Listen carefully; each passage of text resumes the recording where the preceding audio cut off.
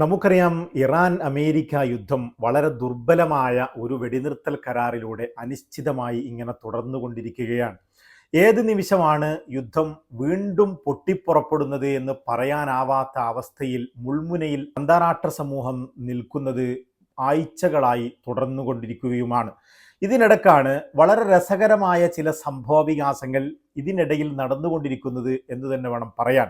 അത്തരത്തിലുള്ള ഒരു സംഭവം ഇക്കഴിഞ്ഞ ദിവസം അരങ്ങേറി എന്നുള്ളതാണ് നാം ഇന്ന് സംസാരിക്കുന്ന വിഷയം. അതായത് വെള്ളിയാഴ്ച ഏകദേശം വൈകുന്നേരത്തോടടുത്ത സമയത്ത് ഇറാനിലെ വിദേശകാര്യമന്ത്രിയും പ്രതിനിധികളും അബ്ബാസ് അറാക്ചിയും മറ്റും ഇസ്ലാമാബാദിൽ പാകിസ്ഥാനിൽ വന്ന് ഇറങ്ങി എന്നുള്ളതാണ്. എന്നാൽ ഈ ഒരു യാത്ര പാകിസ്ഥാനിലേക്കും അതുപോലെ തന്നെ ഒമാനിലേക്കും അതുപോലെ റഷ്യയിലേക്കുമുള്ള വിദേശ പര്യടനത്തിന്റെ ഭാഗമാണെന്നും ഒരു ചർച്ചയ്ക്ക് വേണ്ടി ഉള്ളതല്ലെന്നും ടെഹ്റാൻ വളരെ കൃത്യവും വ്യക്തവുമായി പറഞ്ഞിരുന്നു എന്നുള്ളതാണ്. ഇതിന് ശേഷവും പക്ഷേ ഇറാനികൾ പാകിസ്ഥാനിൽ എത്തിയിട്ടുണ്ടെന്നും അതുകൊണ്ട് തന്നെ അമേരിക്കൻ പ്രതിനിധികൾ ഉടനടി തന്നെ പാകിസ്ഥാനിലേക്ക് പുറപ്പെടുവാൻ തയ്യാറായിട്ടുണ്ടെന്നും കുഷ്നറോടും സ്റ്റീവ് വിറ്റ്കോഫിനോടും ട്രംപ് ആജ്ഞ പുറപ്പെടുവിച്ചിട്ടുണ്ടെന്നും വൈറ്റ് ഹൗസ് പ്രഖ്യാപിക്കുകയായിരുന്നു. അങ്ങനെ ശനിയാഴ്ച കുഷ്നറും വിറ്റ്കോഫും പാകിസ്ഥാനിലേക്ക് പുറപ്പെടുന്നു.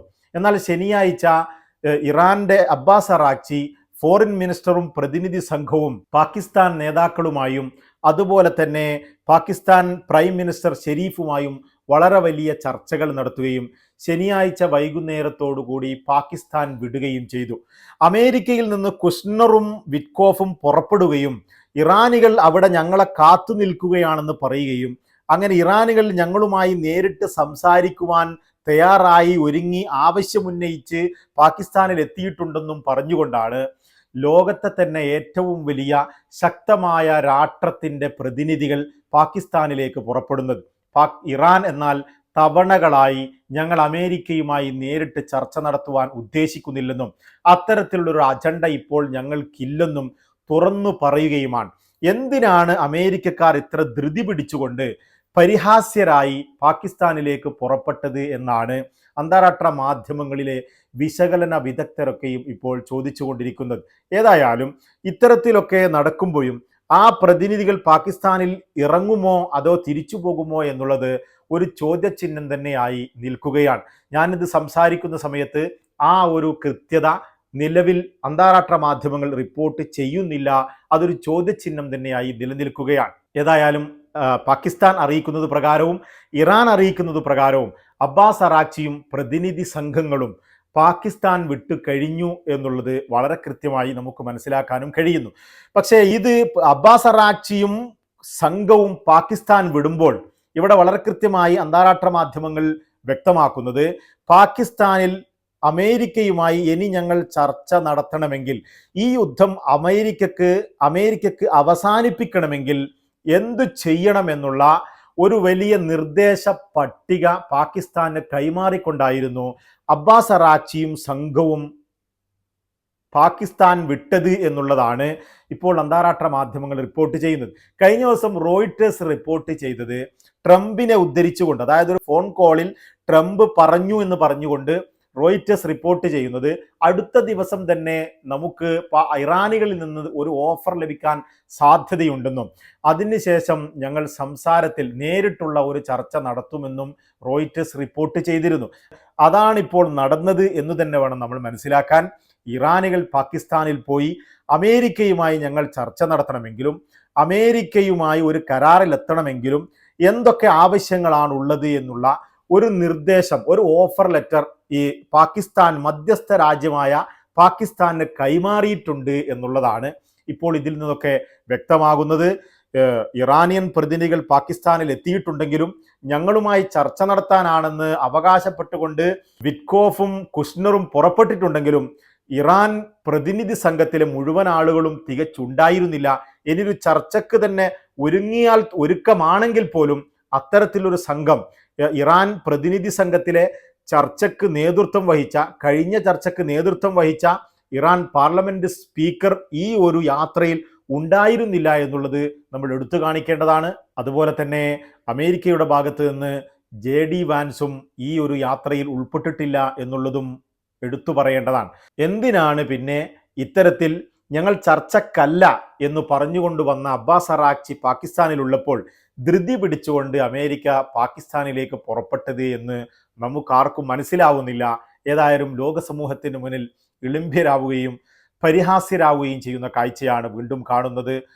ഒരാവശ്യം വന്നു കഴിഞ്ഞാൽ, അത്തരത്തിൽ ഇറാനികൾ തയ്യാറായി കഴിഞ്ഞാൽ ഏതു നിമിഷവും പാകിസ്ഥാനിലേക്ക് യാത്ര ചെയ്യാൻ JD വാൻസ് തയ്യാറാണെന്ന് CNN കഴിഞ്ഞ ദിവസം റിപ്പോർട്ട് ചെയ്തിരുന്നു. അത്തരത്തിൽ ഒരുക്കങ്ങളോടെ നിൽക്കുകയാണ്. പാകിസ്ഥാനിൽ അമേരിക്കയുടെ സെക്യൂരിറ്റി ഫോഴ്സും അതുപോലെ തന്നെ അമേരിക്കൻ വൈസ് പ്രസിഡന്റ് വരുന്നതുമായി ആവശ്യപ്പെട്ട മുഴുവൻ സന്നാഹങ്ങളും സംവിധാനങ്ങളും ഒരുക്കി വച്ചിട്ടുണ്ട് എന്നുള്ളതും നമുക്കറിയാവുന്ന വിഷയമാണ്. 2 ദിവസങ്ങൾക്ക് മുമ്പ് ഇത്തരത്തിൽ എല്ലാ അന്താരാഷ്ട്ര മാധ്യമങ്ങളും റിപ്പോർട്ട് ചെയ്തിരുന്നു. അപ്പോൾ ഏതു നിമിഷവും അത്തരത്തിലൊരു അവസരം വന്നു കഴിഞ്ഞാൽ JD വാൻസ് പാകിസ്ഥാനിലെത്തുകയും ഇറാനുമായി ചർച്ച ചെയ്യുകയും ചെയ്യും എന്നുള്ളതാണ്. അതിനൊക്കെ ഇടയ്ക്ക് ഇറാനും ഇത്തരത്തിൽ അമേരിക്കയുടെ ഹോർമുസ് വഴി ഇറാൻ കടത്തിവിടുന്ന കപ്പലുകളെ തടയുന്ന ഒരു രീതി അമേരിക്ക നിർത്തുന്നില്ല. ആ ഒരു ബ്ലോക്കേഡ് ഉള്ളതുകൊണ്ട് തന്നെ ഇറാനും വളരെ പ്രയാസത്തിലേക്ക് പോവുകയാണ് എന്ന് തന്നെ വേണം നമ്മൾ മനസ്സിലാക്കാൻ. ഹോർമുസ് കടലിടുക്കിലേക്ക് യുദ്ധം ചുരുങ്ങിയിരിക്കുന്നു. ഇറാന്റെ ഭരണകർത്താക്കളെ മാറ്റണമെന്നും ഇറാനിൽ ഒരു ഭരണമാറ്റം കൊണ്ടുവരണമെന്നും മിസൈൽ സംവിധാനങ്ങളെ നശിപ്പിക്കണമെന്നും അതുപോലെ തന്നെ ആണവായുധം എന്നേക്കുമായി ഇല്ലാതാക്കണമെന്നും ഒക്കെ പറഞ്ഞുകൊണ്ട് വളരെ വലിയ യുദ്ധലക്ഷ്യങ്ങളുമായി ഇറാനിൽ യുദ്ധം ആരംഭിച്ച ഇസ്രയേലും അമേരിക്കയും വെറും ഹോർമുസ് എന്ന കടലിടുക്കിലേക്ക് ചുരുങ്ങിപ്പോയിരിക്കുന്നു. ഇത് ഇറാന്റെ യുദ്ധവിജയമാണ് എന്ന് തന്നെ വേണം പറയാൻ. പക്ഷേ ഇറാൻ ഹോർമുസ് കടലിടുക്കിനെ പൂർണ്ണമായും കൈയടക്കി വെക്കുകയും പക്ഷെ അതിനുശേഷം ഇറാൻ വിട്ടേക്കുന്ന കപ്പലുകളെ തങ്ങളും ബ്ലോക്ക് ചെയ്യുമെന്ന് പറഞ്ഞുകൊണ്ട് അമേരിക്ക ഒരു ബ്ലോക്കേഡ് കൊണ്ടുവരികയും ചെയ്തപ്പോഴാണ് ഇറാനും ഈ വിഷയത്തിൽ ഒരു വലിയ പ്രയാസത്തിലേക്ക് നീങ്ങുന്നത്. അതുകൊണ്ട് തന്നെ വരും ദിവസങ്ങളിൽ ഇറാനും ഒരു ചർച്ചയ്ക്ക് ഒരുങ്ങാൻ സാധ്യതയുണ്ട് എന്ന് തന്നെയാണ് അന്താരാഷ്ട്ര വിശകലന വിദഗ്ധരൊക്കെയും പറയുന്നത്.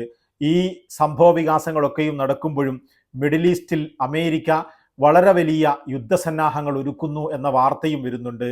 മിഡിൽ ഈസ്റ്റിലേക്ക് വിവിധ അമേരിക്കൻ യുദ്ധക്കപ്പലുകൾ വന്ന് ഒരുങ്ങി നിൽക്കുകയും വിവിധ കാർഗോ വിമാനങ്ങളും യുദ്ധവിമാനങ്ങളും മിഡിൽ ഈസ്റ്റിലേക്ക് വരികയും ചെയ്യുന്നുണ്ട് എന്ന വാർത്ത അന്താരാഷ്ട്ര മാധ്യമങ്ങളിൽ വരുന്നുണ്ട്.